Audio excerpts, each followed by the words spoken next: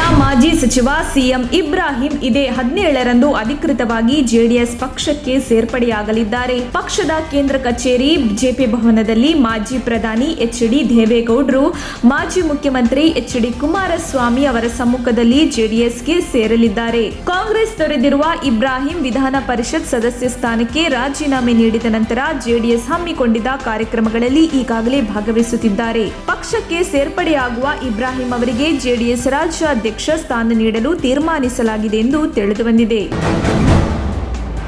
ಅಕ್ಷರ ದಾಸೋಹದ ಯೋಜನೆಯಡಿ ಮಧ್ಯಾಹ್ನದ ಬಿಸಿ ಊಟ ತಯಾರಿಸುವ ಮುಖ್ಯ ಅಡುಗೆಯವರು ಹಾಗೂ ಸಹಾಯಕ ಅಡುಗೆಯವರಿಗೆ ಮಾಸಿಕ ಗೌರವ ಸಂಭಾವನೆಯನ್ನು 1,000 ರೂಪಾಯಿಗೆ ಹೆಚ್ಚಳ ಮಾಡಿ ಆದೇಶ ಹೊರಡಿಸಲಾಗಿದೆ. 2022-23ನೇ ಸಾಲಿನ ಆಯವ್ಯಯದಲ್ಲಿ ಘೋಷಣೆ ಮಾಡಿದಂತೆ ಸಂಭಾವನೆ ಹೆಚ್ಚಳ ಮಾಡಿದ್ದು ಶೈಕ್ಷಣಿಕ ವರ್ಷದಿಂದ ಜಾರಿಗೆ ಬರಲಿದೆ. ಮುಖ್ಯ ಅಡುಗೆಯವರಿಗೆ ಮಾಸಿಕ ಸಂಭಾವನೆ 3,700 ರೂಪಾಯಿಗೆ ಏರಿಕೆಯಾದರೆ ಸಹಾಯಕ ಅಡುಗೆಯವರ ಮಾಸಿಕ ಸಂಭಾವನೆ 3,600 ರೂಪಾಯಿಗೆ ಹೆಚ್ಚಳ ಮಾಡಿ ಪ್ರಾಥಮಿಕ ಮತ್ತು ಪ್ರೌಢಶಿಕ್ಷಣ ಇಲಾಖೆ ಆದೇಶ ಹೊರಡಿಸಿದೆ.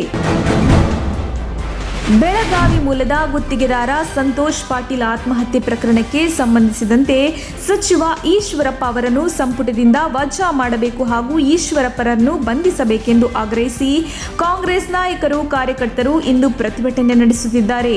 ಬೆಂಗಳೂರಿನ ರೇಸ್ ಕೋರ್ಸ್ ರಸ್ತೆಯಲ್ಲಿರುವ ಕಾಂಗ್ರೆಸ್ ಭವನದಿಂದ ಮುಖ್ಯಮಂತ್ರಿ ಬಸವರಾಜ ಬೊಮ್ಮಾಯಿಯವರ ನಿವಾಸದವರೆಗೂ ಮೆರವಣಿಗೆ ಹಮ್ಮಿಕೊಂಡಿದ್ದು, ಈ ವೇಳೆ ಪೊಲೀಸರು ಮಾರ್ಗ ಮಧ್ಯದಲ್ಲೇ ಮೆರವಣಿಗೆ ತಡೆದು ಮಾಜಿ ಮುಖ್ಯಮಂತ್ರಿ ಸಿದ್ದರಾಮಯ್ಯ ಹಾಗೂ ಕೆಪಿಸಿಸಿ ಅಧ್ಯಕ್ಷ ಡಿಕೆ ಶಿವಕುಮಾರ್ ಸೇರಿದಂತೆ ಹಲವು ನಾಯಕರನ್ನು ವಶಕ್ಕೆ ಪಡೆದಿದ್ದಾರೆ.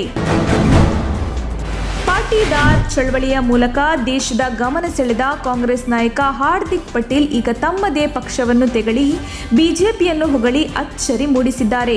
ಗುಜರಾತ್ ಚುನಾವಣೆಗೆ ಇನ್ನೊಂದು ವರ್ಷವೂ ಇಲ್ಲದಿರುವಾಗ ಪಾಟೀಲ್ ಹೇಳಿಕೆ ಅಚ್ಚರಿ ಮೂಡಿಸಿದೆ.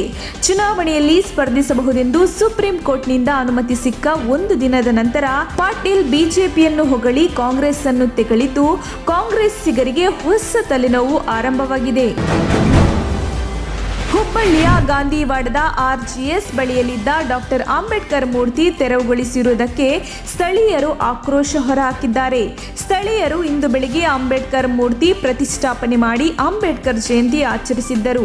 ಆದರೆ ಈಗ ಏಕಾಏಕಿ ಪುತ್ಥಳಿ ತೆರವುಗೊಳಿಸಲಾಗಿದೆ ಎಂದು ಸ್ಥಳೀಯರು ಆಕ್ರೋಶ ಹೊರಹಾಕಿದ್ದು, ಪುತ್ಥಳಿ ತೆರವುಗೊಳಿಸಿರುವುದಕ್ಕೆ ಕೇಶವಾಪುರ ಪೊಲೀಸರು ಸಾಥ್ ನೀಡಿದ್ದಾರೆ ಎಂದು ಆರೋಪಿಸಿದ್ದಾರೆ. ಈಶ್ವರಪ್ಪ ಈ ತರಹ ಕೆಲಸ ಮಾಡಿದ್ದಾರೆ ಎನ್ನುವ ನಂಬಿಕೆ ಇಲ್ಲ, ಇದು ವಿರೋಧ ಪಕ್ಷದ ಕುತಂತ್ರ ಎಂದು ಸಂತೋಷ್ ಪಾಟೀಲ್ ಆತ್ಮಹತ್ಯೆ ಪ್ರಕರಣಕ್ಕೆ ಸಂಬಂಧಿಸಿದಂತೆ ಸಚಿವ ಕೆಸಿ ನಾರಾಯಣಗೌಡ ಹೇಳಿಕೆ ನೀಡಿದ್ದಾರೆ. ಈಗಾಗಲೇ ಸರ್ಕಾರ ತನಿಖೆಗೆ ನೀಡಿದೆ. ತನಿಖಾ ವರದಿ ಬಂದ ಮೇಲೆ ಕಾನೂನು ಕ್ರಮ ತೆಗೆದುಕೊಳ್ಳುತ್ತಾರೆ. ಇದರಲ್ಲಿ ರಾಜಕೀಯ ನಡೆಯುತ್ತಿದೆ ಎಂದು ಅವರು ಹೇಳಿದರು. ಗುತ್ತಿಗೆದಾರ ಸಂತೋಷ್ ಸಾವಿನ ಬಗ್ಗೆ ಅನುಮಾನ ಮನೆ ಮಾಡಿದೆ. ತನಿಖೆಯ ಮೂಲಕ ಸತ್ಯಾಂಶ ಬಿಚ್ಚಿಡಬೇಕು. ಸಚಿವ ಸ್ಥಾನಕ್ಕೆ ಈಶ್ವರಪ್ಪ ರಾಜೀನಾಮೆ ನೀಡುವುದು ಉತ್ತಮ.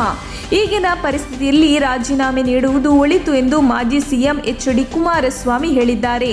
ಸಚಿವ ಕೆಎಸ್ ಈಶ್ವರಪ್ಪ ಒಂದೆರಡು ದಿನಗಳಲ್ಲಿ ರಾಜೀನಾಮೆ ನೀಡಬಹುದು. ಅವರ ಬಗ್ಗೆ ನನಗೆ ಸಾಫ್ಟ್ ಕಾರ್ನರ್ ಇಲ್ಲ ಎಂದು ಅವರು ಇದೇ ವೇಳೆ ಹೇಳಿದರು. ಬಿಜೆಪಿಗೆ ಅವರದ್ದೇ ಕಾರ್ಯಕರ್ತರನ್ನು ರಕ್ಷಣೆ ಮಾಡೋಕೆ ಆಗಲ್ಲ. ಮಂತ್ರಿ ಮೇಲೆ ಎಫ್ಐಆರ್ ಆದಾಗ ತನಿಖೆಗೆ ಅಡ್ಡಿಯಾಗದಂತೆ ರಾಜೀನಾಮೆ ನೀಡಬೇಕು. ಆದರೆ ಈಶ್ವರಪ್ಪನವರ ಮೇಲೆ ಎಫ್ಐಆರ್ ಆದರೂ ಅವರು ರಾಜೀನಾಮೆ ಪಡೆದಿಲ್ಲ. ಇದು ಕೆಟ್ಟ ಸಂಪ್ರದಾಯಕ್ಕೆ ನಾಂದಿ ಹಾಡಿದಂತೆ ಎಂದು ವಿಪಕ್ಷ ಉಪನಾಯಕ ಯುಟಿ ಖಾದರ್ ಮಂಗಳೂರಿನಲ್ಲಿ ಹೇಳಿಕೆ ನೀಡಿದ್ದಾರೆ. ನನ್ನ ಸಿಡಿ ಮಾಡಿದವರ ತಂಡವೇ ಸಂತೋಷ್ ಪಾಟೀಲ್ ಆತ್ಮಹತ್ಯೆ ಪ್ರಕರಣದಲ್ಲಿಯೂ ಇದ್ದಾರೆ ಎಂದು ಮಾಜಿ ಸಚಿವ ರಮೇಶ್ ಜಾರಕಿಹೊಳಿ ಹೊಸ ಬಾಂಬ್ ಸಿಡಿಸಿದ್ದಾರೆ. ಸಂತೋಷ್ ಪಾಟೀಲ್ ಅವರ ಮನೆಗೆ ಭೇಟಿ ನೀಡಿ ಕುಟುಂಬದ ಸದಸ್ಯರಿಗೆ ಸಾಂತ್ವನ ಹೇಳಿ ಬಳಿಕ ಮಾಧ್ಯಮದವರ ಜೊತೆ ಮಾತನಾಡಿದವರು, ಸಿಡಿ ತಯಾರಿಸಿದ ತಂಡ ಸಂತೋಷ್ ಪಾಟೀಲ್ ಪ್ರಕರಣದ ಹಿಂದಿದೆ. ನನ್ನ ಬಳಿ ಎಲ್ಲಾ ದಾಖಲೆಗಳಿವೆ. ಹೈಕಮಾಂಡ್ ಸಮ್ಮತಿ ನೀಡಿದರೆ ಬಹಿರಂಗಪಡಿಸುತ್ತೇನೆ ಎಂದು ಅವರು ಹೇಳಿದರು.